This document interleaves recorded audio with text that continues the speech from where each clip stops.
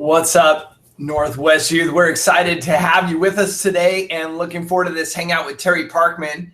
And before we jump into that, I just want to make you aware of some things that are going on. We are right around the corner from summer camps. And if you have not already received your information, you will be getting that anytime now. But as well, you can jump on northwestyouth.com and check out our registration process. We try to make things easier for you this year, taking it online. And even the waiver that we wrestled with last year will be online this year. So we're excited about that. But camp dates start just over a month from now, and we'll go all the way through July. So trust me, you can find one that's good for you.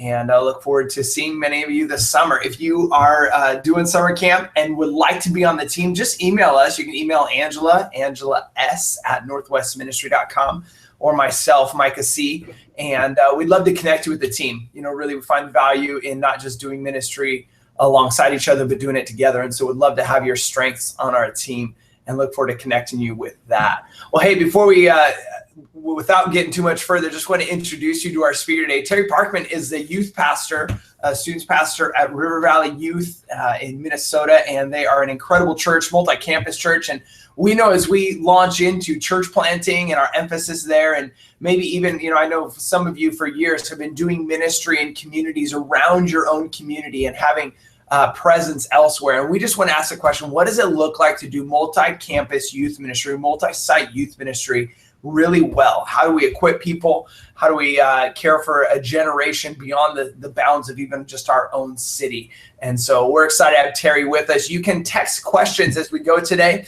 And we'd love to respond to several of those. If you could text 760, write down this number, 760-537-0497. It's in the comment box beside our Google Hangout today. You can open that, and would love to hear your questions as we go through today and how we can answer those and jump into that. So Terry, thanks for joining us today. Appreciate you being here. Yeah, it's my pleasure. Thanks so much for having me. Awesome. Why don't you take just a minute and introduce us to yourself, listen a little bit about you, your family, your ministry, and then we'll jump into the topic today. Absolutely. Well, as Micah said, my name is Terry Parkman. I am the next gen pastor here at River Valley Church. My job is to oversee all of our youth and youth pastors across 8 different campuses domestically. We have 2 international ones as well, but they haven't let me go to youth ministry over there yet. And then I get to oversee our young adult ministry with our young adult pastor. And I also oversee RVLI, River Valley Leadership Institute, which is our pipeline and our leadership school that we have here at River Valley. I'm living here in Minneapolis with my wife and my daughter, Avalie. It's been an amazing time. I've been here for about 2.5 years. That's awesome. That's awesome. Where were you doing ministry before you joined the team at River Valley? Oh, man, I was in the beautiful, balmy state of North Dakota. And I was doing ministry in Bismarck there, and I was there for about 7 years as lead youth pastor and lead associate before I moved here. Come on, that's incredible. Love it. Love it. Well, you've obviously been on a journey since you joined the team at River Valley. You guys have launched 2 new campuses, so you've been a part of kind of walking into some campuses already existing, as well as launching new campuses. Why don't you just take a minute and unpack that for us? What does it look like to do multi-site youth ministry really well? What are the things that make it work? Wow. Here's the thing. You never put the whiteboard away. First of all, there's no like magic formula or anything else, because at each new level, you have to kind of restructure some of your systems, and you have to start bringing in new development models for some of the people. The thing that makes multi-site youth ministry sing is a singular vision that's informed by the vision and the heart of the other pastors around the table, and then directed by the lead individual as well. So that would be me in this case. My job then is to communicate vision and DNA, and to communicate where people can get on board with the vision. I think there's so many times whether we lead our own volunteer leadership teams in our respective churches, or we lead staff, paid staff. The reality is that sometimes we don't give them an onboarding platform into the vision. We just say, here it is, you figure it out as you go. And that's usually the first big mistake with multi-site youth ministry, is that when we have a leadership team in front of us, pastors ready to go and run the play, we often don't give them the opportunity to come in and have ownership in with the vision. And when that happens, they just feel like robots. They feel like they're just running the play for you, and that they have no vision or stake in it themselves. So the key to it is really communicating vision, bringing a place to onboard for other people on your team, and then being collaborative with your efforts. Sorry, I muted myself there, so not to distract, but it took me a second. That's awesome. I love it. So when you talk about letting other people inform the vision, I appreciate that language. How does that conversation go down? And how do you know the line between, hey, you're going to contribute to the vision here, and this is something I'm really going to drive? Yeah, well, here's the thing. Before I got here, and let's give you some backstory. We had 6 youth pastors across 6 campuses, and before me, there was just no consensus, and everybody was kind of preaching the message they wanted to for that week. And so they would have one youth pastor per month kind of write out the messages, but then the rest of the youth pastors can kind of pick and choose what they wanted to do out of that. The big thing with that is that bred a lot of competition. They were at like 5:30, 6 p.m. on a Wednesday night texting each other saying, I just decided to change the game and I'm going to preach it like this. And so all the other youth pastors, and every youth pastor's insecure at some point, would say, well, maybe I need to change mine. And it just caused chaos. And so when I came into the middle of this, they first of all needed an advocate. So my role is to be that advocate up the line for them, to be the person to kind of help them and open doors for them, and to also get them all going in the same direction. So what I did right away is I said, look, I'm writing the outline for every single message. I'm going to write the outline in black on Evernote. And then I'm going to put in red how I'm going to flesh it out. And then the rest of you, I want you to put line breaks underneath it, and I want you to collaborate with your own research on the message. So you don't go outside of the outline, but you can flesh out the outline however you want. And what we do on every Wednesday is we have 10 people's research contributing to each message, which is awesome. It's like your own mini research team. And then we move forward. And the key thing to this is if you don't have everybody operating under the same understanding, then you can't measure the success of a multi-site ministry, period. You can't have 3 people doing 3 different things and say it was a great night. No, you can't, because not everybody experienced the same night. And so I come to the table with the vision. I say, this is the vision. I know about 90% of what I want to do, but I come with a posture of 50 to 60%. And I say, you fill in the gaps. And sometimes when they speak into it, it changes the way I run the vision. And I'm open to flexing the vision and shifting the vision based on what God is speaking through my team. And then we all in the room agree on one thing, and we all leave having decided it. So no person can say, well, I didn't agree with that. No, when we're around the table, you agreed on it. This is the direction we're going. Speak up next time. So that's so good. That's so good.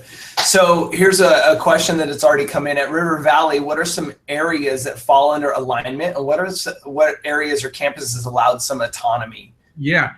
All right. So here's the thing. The big thing with autonomy is if you want autonomy, stay single site. Period. As tough as that is right now, the bigger you get, the more you have to centralize, because you have to have a singular goal and a singular vision. So Central, which I'm a part of, which oversees all the departments and everything, Pastor Rob is Central, our senior leadership team, our department heads were Central. You have to centralize more. And a lot of pastors are like, but I don't feel like I have a say. Well, the big thing with this is you submit to a body and you die to yourself. And as much as we say we love to do that in our ministries, we don't, because we want it to be our vision, and we want it to be run our way, and we want it to be actualized with the way we had it in our mind and heart. And here at River Valley, you kind of have to concede that to the bigger vision. And you truly have to in order to make it win. So the point that they have autonomy in is they get to actualize the vision in their campus. I can't actualize it. I can only speak it. And my ability to frame it up will actually give them more success in implementing it in their context. If I do a poor job of framing up the vision, then they're going to struggle in knowing where that's going to get traction in their campus. So we have a rural campus in Faribault, Minnesota, and we have an urban campus in Minnesota. We have a suburban in Apple Valley. The big thing that we have to do with this is I have to say, here's the universals of this message, and this is the overall win. I don't care if you're a farm boy or a city boy, you have this same innate need in your heart. And the way we're going to run at it is through this narrative of Scripture, and we want to land at this place. Now, you might go and fleshing that out, and that's okay, but we all have to take the same journey. You know what I mean? When it comes to events in their campus, I encourage them, you do whatever event you want in your campus. It just has to fit within your budget, and it has to be for a greater win, meaning you don't do events that don't have great on-ramps and off-ramps, because the success of events aren't the event itself, it's your on-ramp and off-ramp. Poor on-ramp and off-ramp, you just threw money down the hole. And so I really challenge them. I say, where are we going as a church? And does your event that you're creating in your campus, is it conducive to where we're going as an overall church? And if not, then you don't do it. So I just keep up the guardrails. I talk about the road we're going on. I give them the map, but they build the vehicle and they drive the vehicle between those guardrails. That's so good. That's so good. I want to remind those of you who are watching, if you have any questions, you can text those to us at 760-537-0497. Again, you can find that in the chat area of this Google Hangout. If you're watching on YouTube, you can also comment on our Northwest Youth Facebook page. So you talked about your ability to measure success really depends on that synergy. It depends on everyone being on the same page and measuring things the same way. What are some of the things that you measure both from a big event and from a week-to-week youth ministry, whether that's small groups or large group? What are some of the metrics that you value? Key thing, let's go quantitative. Of course you measure numbers. Of course you measure things like how many people are plugged into life groups and stuff like that. That's all quantitative, but that's all lagging indicators as well. So we look at numbers and quantitative things as lagging indicators, and we don't change our ministry based on lagging indicators. And that's one of the biggest reasons ministries fail to grow, is because they say, this got numbers, this didn't, so we're going to do the thing that got numbers. That's a wrong thing to look at. You need to look at the thing that led to you getting those numbers. And those are called leading indicators. And so many people don't leverage leading indicators because the lagging indicators make them emotional and make them reactive to the situation rather than proactive. That's one thing. The big qualitative things that we do measure, though, are engagement, access, engagement, and community. Is what we did, is the event that we did, or the life group, or the series that we did it have an access point for everybody to get in on it? Or was it very inclusive or exclusive to a certain group of people? So the bigger the thing that we do, the more inclusive it has to be, the more access points. What's the content that's engaged? Is the content on the other side engaging? And what I mean by engagement is I can have 400 butts in my seats, but 40 engage. I have 10% engagement.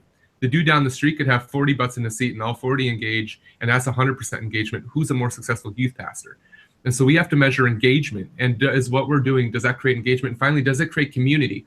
Because nobody grows on an island.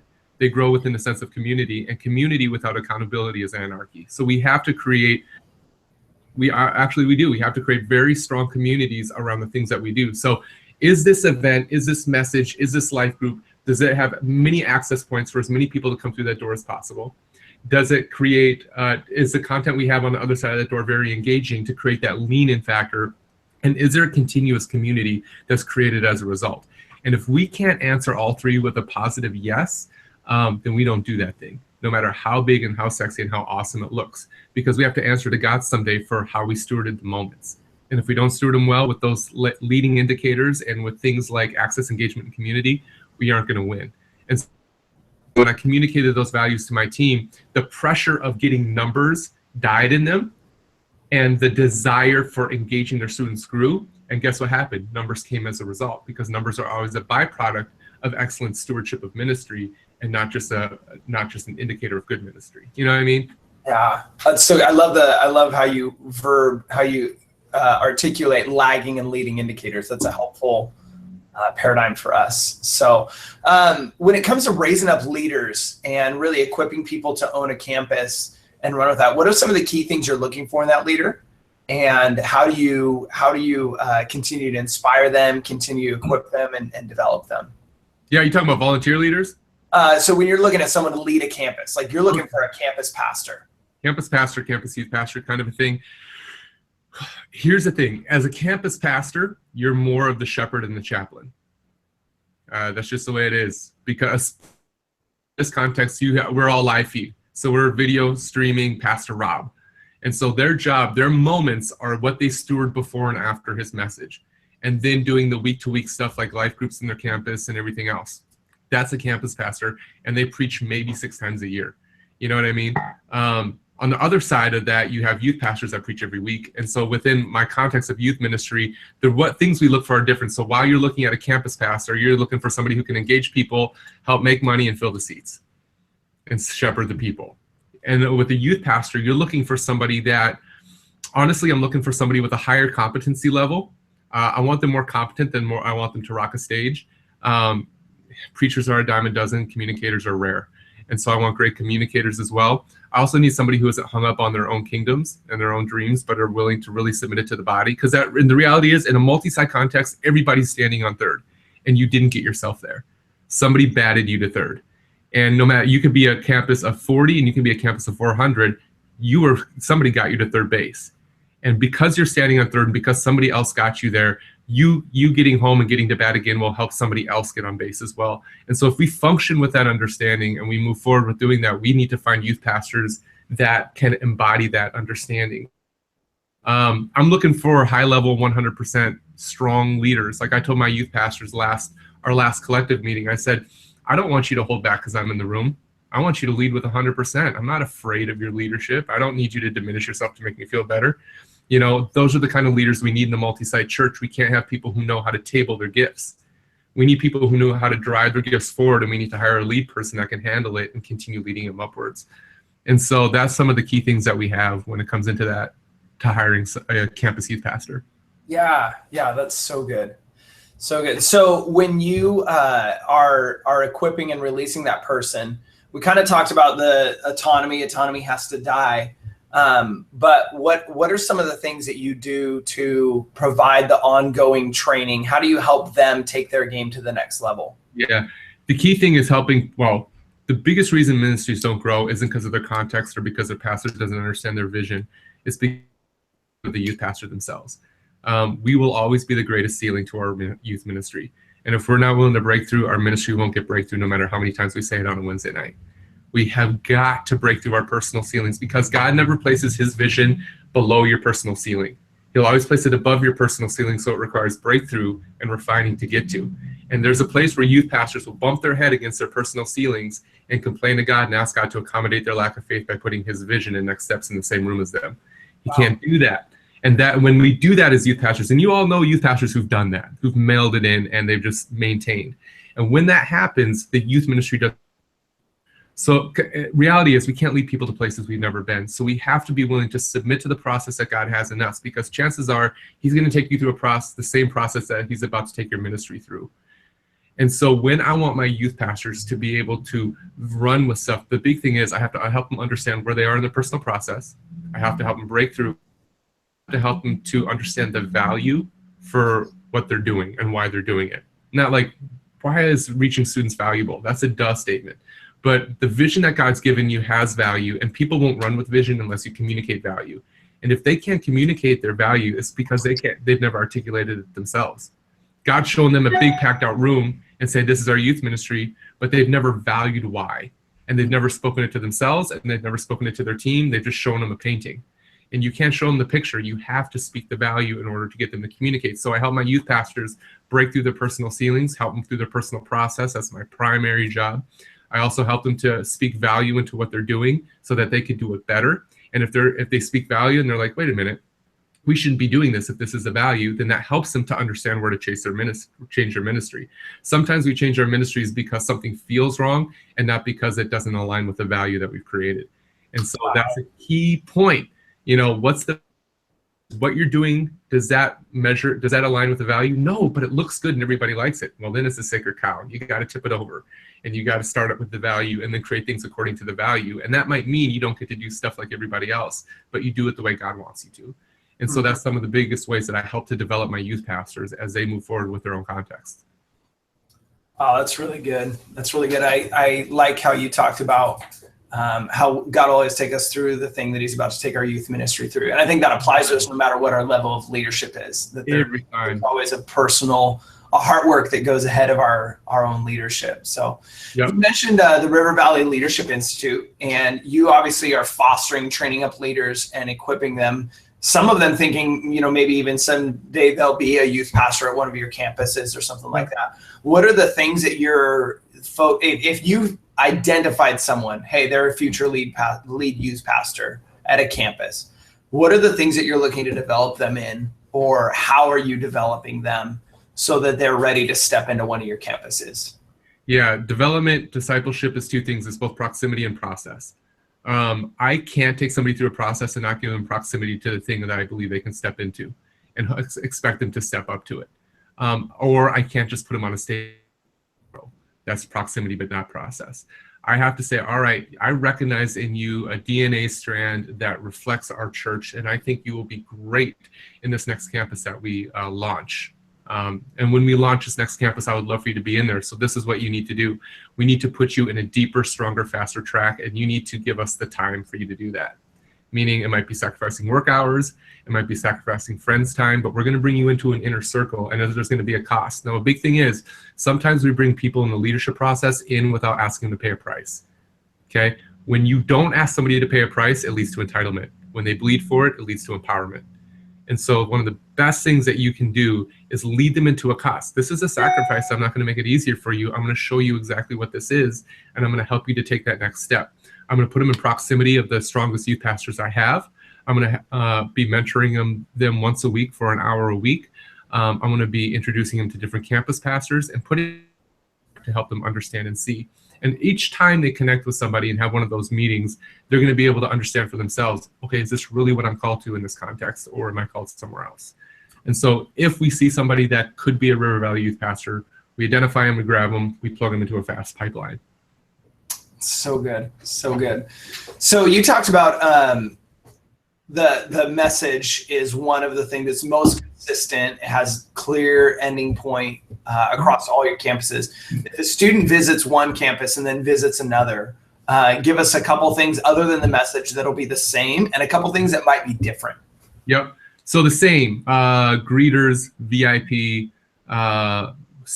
lobby time, some of the games that we play, the hangout time, the music. We all use collective Spotify lists across all campuses, so we have the same vibe. The way we communicate our rhetoric when we're on stage, welcome home, we're so happy that you're here with us. Hey, Ignite is our discipleship thing. It's a big deal. Everybody's saying it. Our service flow is the same. The segments or the games that we play are the same. Because we even have to measure the success of a game. And does that create engagement or not? You know, if it doesn't create engagement, then we miss it. It's like Jimmy Fallon's segments. They got to create engagement. They got to create lean in. And so from our segments to our video announcements, they're collective across the house. Our value announcement, what we value out of those 3 video announcements. Kingdom builders, our speed the light giving, that's the same across all campuses. But the way they navigate through those things have a very unique personality in each place. So you'll go to our 40-person youth ministry and you'll feel very much like family. Like, this is my home, this is my little club, this is my clique. You'll go to a large one and you'll have that feeling of family, but you'll feel like you're more at an event. Our youth pastors are a bit more dynamic in those campuses. So the way those things are unfolded are very much the DNA of the youth pastors that lead them. That is incredibly different across all campuses. And then the message is very different across all campuses in that the way they actualize it looks different. Yeah. Yeah, that's so good. What are some of the things you do to protect culture? Because obviously, I mean, you're working with leaders and they sometimes, you guys can't communicate perfectly all the time.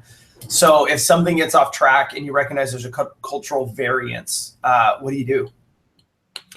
I would say you can communicate well all the time. It's just their inability to grab onto the communication you throw out. I mean, bro, you set out stuff that you see how many pastors have looked at your stuff. I mean, you know exactly what I mean when it's like you communicate, it's just their inability to grab onto the communication at the proper time. And so we communicate perfectly where we want to go with culture and the why. The why behind it is the grab on. If I don't communicate the why, the value, then I miss out on really clearly communicating what I want to do. But when I do that, then the youth pastors know where to find the information, they know where to find everything, and they know where to answer questions. So if there's a culture shift, there's one of 2 things that have happened. Number 1, they have not taken the appropriate time to look at the content and ask questions about it and ask for, can I bring variance to this?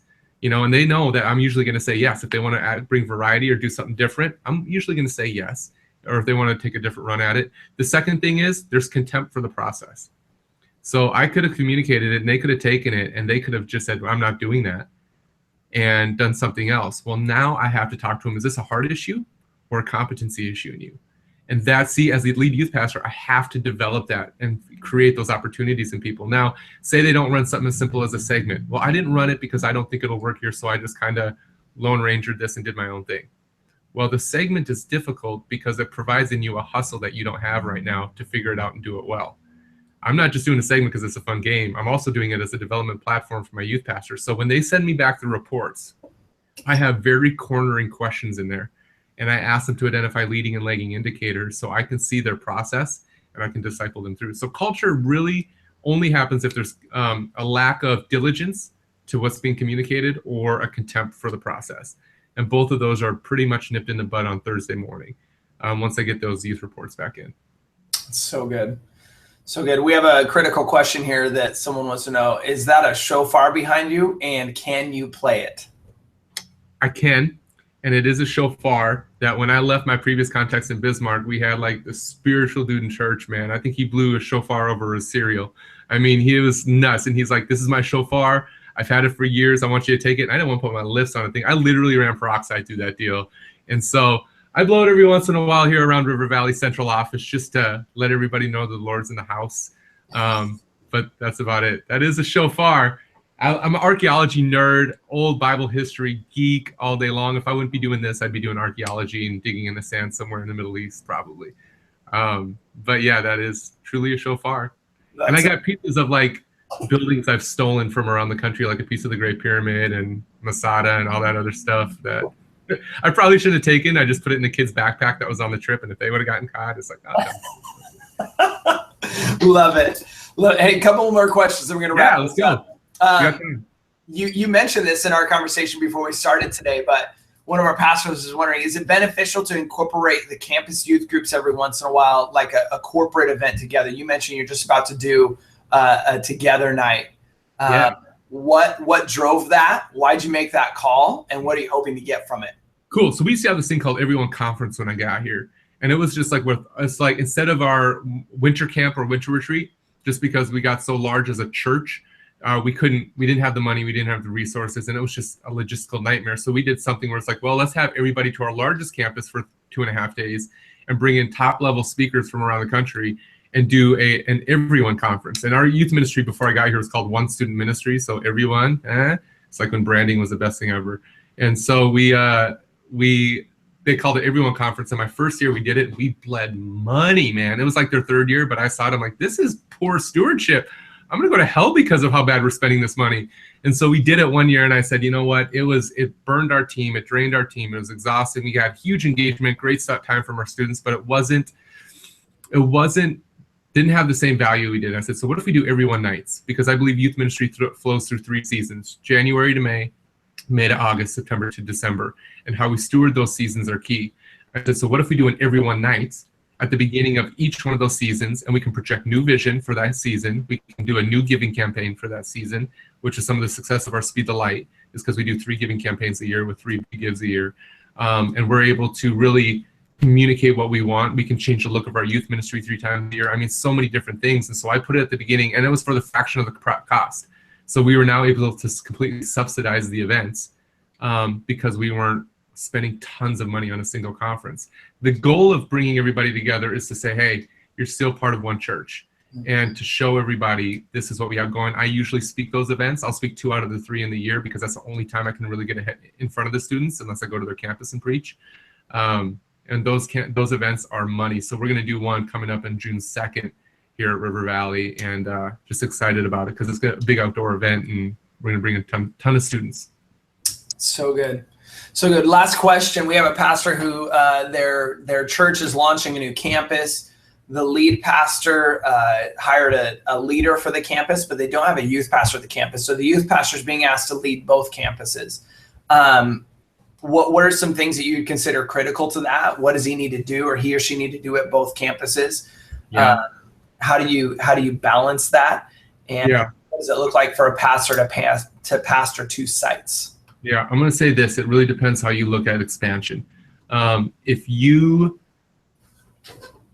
multi-site ministry doesn't have a main campus. It has a central office, and it has campuses, some larger, some smaller. And as long as you have a main campus that you give all your resources to, you ain't multi-site, you're satellite.